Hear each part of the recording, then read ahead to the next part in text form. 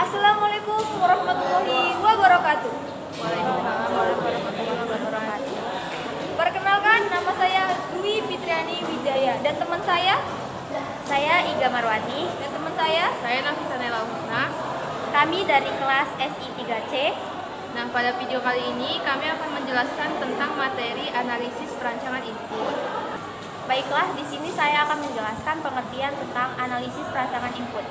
Analisis perancangan input adalah proses sistematis untuk merancang mekanisme input dalam suatu sistem informasi agar data yang dimasukkan sesuai dengan kebutuhan dan standar yang ditentukan. Proses ini bertujuan untuk memastikan bahwa data yang diinput valid, akurat, dan mempermudah pengguna. Yang kedua yaitu fungsi. Apa fungsi analisis perancangan input? Yang pertama yaitu identifikasi kebutuhan data, yaitu menentukan jenis dan format data yang diperlukan oleh sistem. Yang kedua, menyederhanakan proses input, yaitu membuat proses input lebih mudah dipahami dan diakses oleh pengguna. Yang ketiga, validasi data, yaitu memastikan bahwa data yang dimasukkan sesuai dengan format dan standar yang berlaku. Yang keempat, efisiensi sistem, yaitu mengurangi waktu pemrosesan data melalui otomatisasi dan desain input yang intuitif. Yang kelima, meminimalkan kesalahan, yaitu mengurangi kemungkinan kesalahan input melalui fitur validasi dan umpan balik langsung. Adapun tujuannya, yaitu yang pertama, memastikan data yang diinput akurat dan valid. Yang kedua, meningkatkan efisiensi dalam pengisian data. Yang ketiga, mengurangi tingkat kesalahan dalam proses input. Yang keempat, memberikan pengalaman pengguna yang lebih baik dengan antarmuka yang user friendly. Yang kelima, memastikan keamanan dan melalui validasi dan kontrol akses yang sesuai. Baiklah, materi selanjutnya akan saya jelaskan yaitu mengenai tahapan pada analisis perancangan input. Yang pertama yaitu ada tahap identifikasi kebutuhan, yaitu kita harus menganalisis kebutuhan pengguna terkait data yang harus diinputkan. Maksudnya adalah kita melakukan analisis untuk menentukan apa saja yang akan dibutuhkan dalam suatu sistem. Lalu yang kedua yaitu desain formulir input. Nah, desain formulir input itu adalah untuk menggunakan informasi dari tahap analisis dan memastikan bahwa form cukup intuitif. Nah, jenis input terdiri ada 3, yaitu ada text box adalah untuk nama, alamat, dan lain-lain. Drop down untuk pilihan tetap seperti kota atau provinsi. Lalu checkbox atau radio button itu untuk pilihannya atau tidak. Lalu yang ketiga, selain jenis input ada tata letak digunakan yang terstruktur dan mudah dibaca. Dipisahkan data menjadi bagian-bagian yang logis seperti informasi pribadi, kontak, dan preferensi. Lalu ada validasi data. Tetapkan validasi real time untuk memastikan bahwa data sesuai dengan format yang benar. Contohnya validasi yaitu format email, batas karakter, dan input numerik.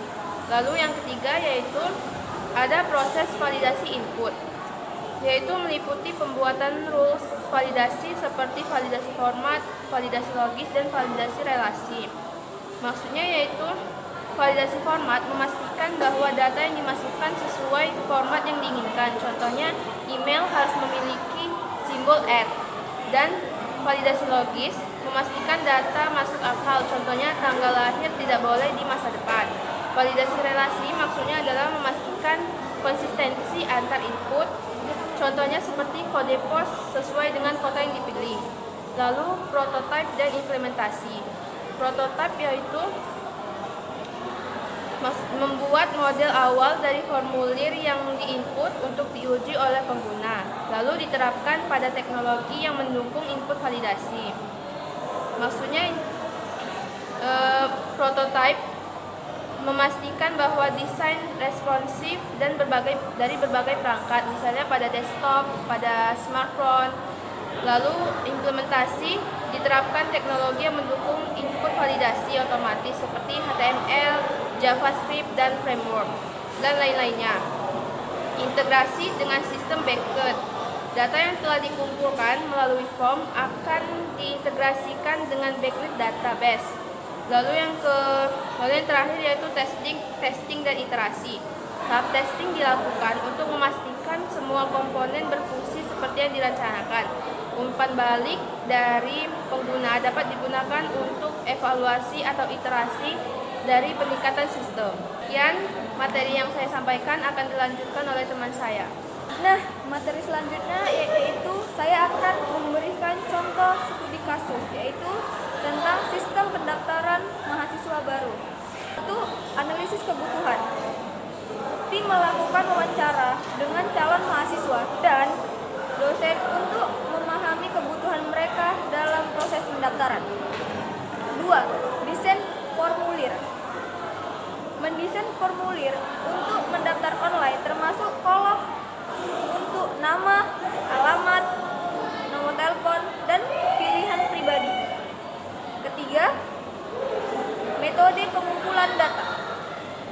Metode ini menggunakan formulir online yang dapat diakses melalui website universitas dan juga menyediakan opsi pendaftaran online. Keempat, validasi data input. Menetapkan aturan validasi untuk memastikan data yang dimasukkan akurat, seperti memeriksa bahwa email memiliki format yang benar dan nomor telepon terdiri dari angka. Selanjutnya, yang kelima ialah uji coba dan evaluasi. Melakukan uji coba sistem dengan melibatkan calon mahasiswa untuk mendapatkan umpan balik tentang perancangan formulir dan fungsionalitas. Keenam ialah implementasi dan penelitian. Setelah perbaikan berdasarkan umpan balik, sistem diluncurkan dan pelatihan diberikan kepada staf pendaftaran tentang cara menggunakan sistem baru. 7. Hasil dan manfaat. Setelah implementasi, universitas melakukan peningkatan efisien dalam proses pendaftaran dengan mengurangi waktu pemrosesan dan meningkatkan kepuasan calon mahasiswa. Demikian materi yang saya sampaikan dan teman saya sampaikan. Apabila ada kesalahan, mohon dimaafkan. Assalamualaikum warahmatullahi wabarakatuh.